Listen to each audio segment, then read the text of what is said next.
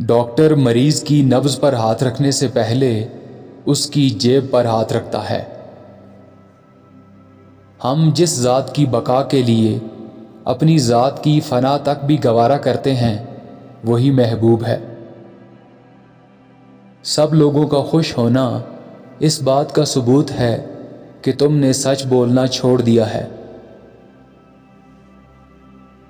ہم اپنے اندر بے نام اندیشے پالتے رہنے کی وجہ سے یکسر بدل جاتے ہیں، اور پھر ہمیں نہ بہار راس آتی ہے اور نہ خزاں۔ جدا ہونے والے ہمراز اور ادب نہ کرنے والی اولاد سے خوف آتا ہے۔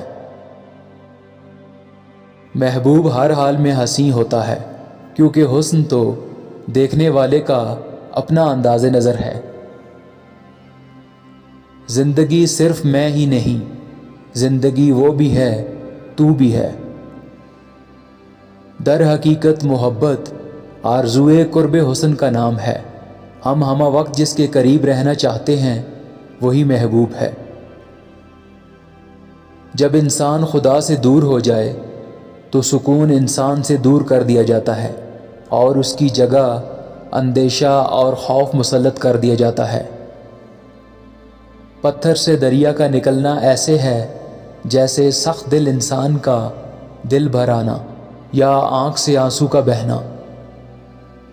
کوئی جھوٹا آدمی سچ بولنے لگے تو سمجھ لینا چاہیے کہ سچ خطرے میں ہے۔ سچ وہی ہے جو سچے کی زبان سے نکلے۔ ہر انسان سچ اور جھوٹ کا فیصلہ نہیں کر سکتا۔ ایک عدالت کا سچا فیصلہ دوسری عدالت میں ہی جھوٹ ہو جاتا ہے، اور دونوں عدالتیں سچی ہیں۔ انسان کی زبان سے نکلا ہوا لفظ انسان کے باطن کا اظہار ہے۔ کامیاب سیاستدان وہی ہے جو وعدہ کرنے میں سخی ہو۔